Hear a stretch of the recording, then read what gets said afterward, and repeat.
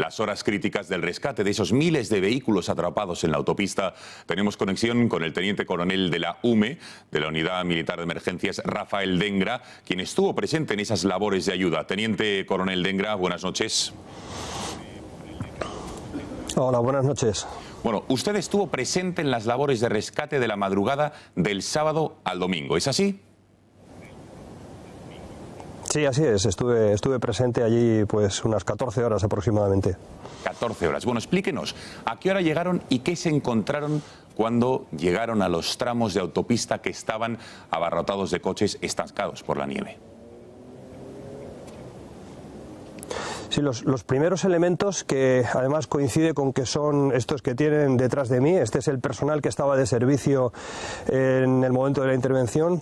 Estos elementos salieron de aquí de la base en torno a la 1 de la mañana.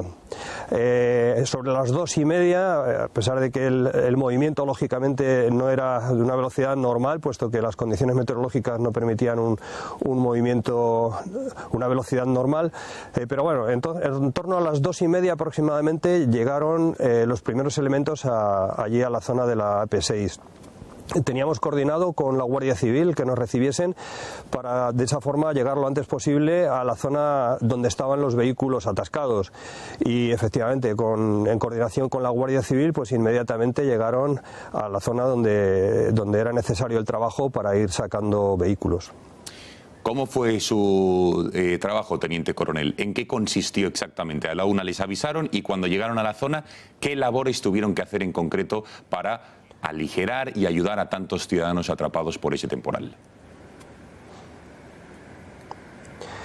Nuestra labor fundamental era abrir las vías de comunicación y rescatar al personal, sacar al personal.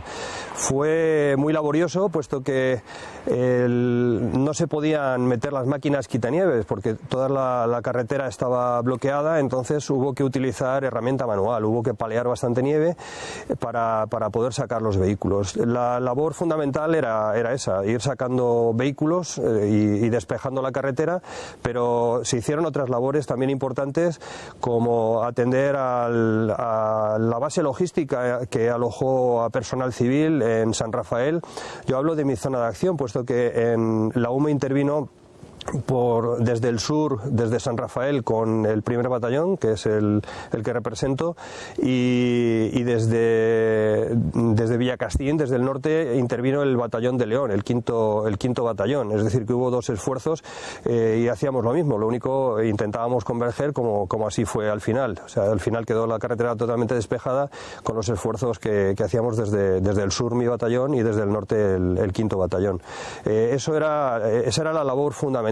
Pero como digo, pues luego se atendió a las bases logísticas, se apoyó al personal dándoles bebida caliente y apoyando a otras organizaciones, a Cruz Roja y a todas las que estaban a disposición de los correspondientes ayuntamientos que habían montado las bases logísticas. Cierto es que no era mucho personal el que se alojó en estas bases logísticas, puesto que una vez que se les abría paso lo que hacían era simplemente continuar su tránsito hacia Madrid, pero bueno, al personal que estaba alojado en estas bases pues también se le apoyó. Y luego durante el rescate pues como decía, laborioso, pues hasta que se llegó a todos los vehículos, pues mientras se iba apoyando al personal que lo requería. Bueno, se entregaron mantas a todo el que lo necesitaba, se entregó agua, se atendió, los servicios médicos de la unidad atendieron a determinado personal, pero bueno, ningún caso grave, pero bueno, se atendió a 6 personas y bueno, esa era nuestra tarea allí en la zona. 6 personas que entiendo yo que a lo mejor estaban de nervios, o a lo mejor tenían falta, pues no sé, de alimentos, el estrés. ¿Cuáles eran, digamos, los síntomas o por qué les tuvieron que atender a estas 6 personas?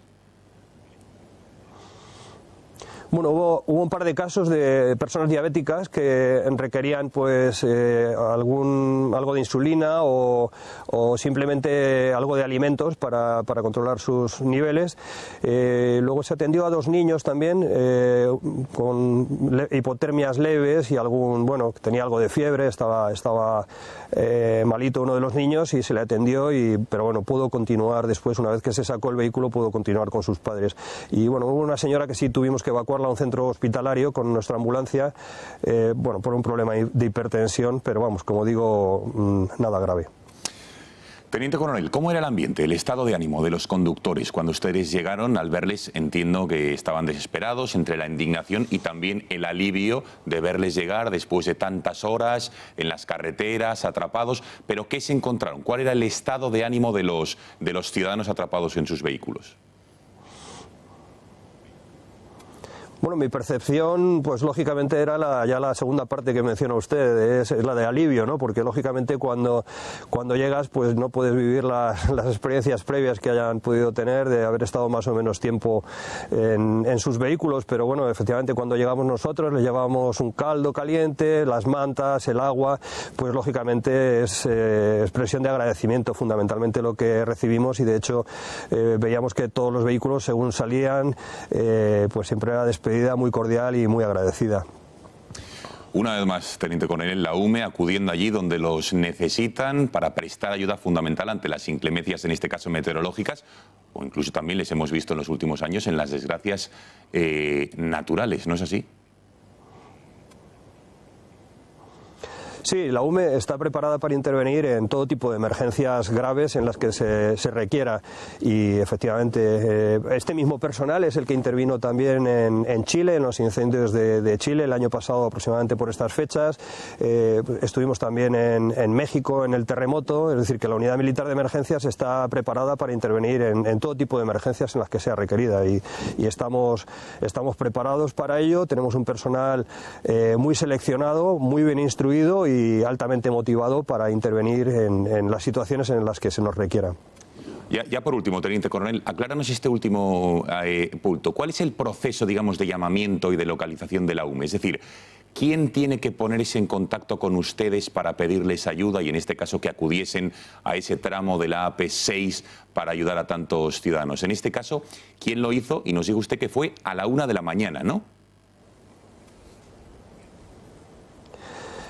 Sí, de todas formas tenemos un protocolo que nos permite activarnos incluso, o sea, estar dispuestos para salir inmediatamente, incluso antes de que llegue la orden de activación, puesto que los 5 jefes de batallón, de los batallones que están distribuidos a lo largo de España, estamos en contacto con todos los directores generales de nuestras respectivas comunidades autónomas, con los delegados del gobierno, es decir, que previo a la activación nosotros ya tenemos información de cuál es la situación, hacemos seguimiento a las emergencias y sabemos cuándo es más y menos probable que se nos active, es decir, eso nos permite adelantarnos. Tenemos un protocolo de activación que establece que el personal que está aquí presente, el que ven aquí, pues en 15 minutos desde que recibimos oficialmente la orden de activación, en 15 minutos están saliendo, y después pues el resto del personal, hasta los 3.500 militares que componen la Unidad Militar de Emergencias, bueno, pues hay unos plazos de incorporación y activación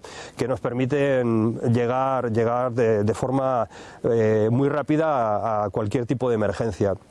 En concreto a mi batallón, a los batallones. Sí, perdón. Sí, no le decía, pero por aclararlo, entonces, a ustedes en este caso, ¿quién les avisó?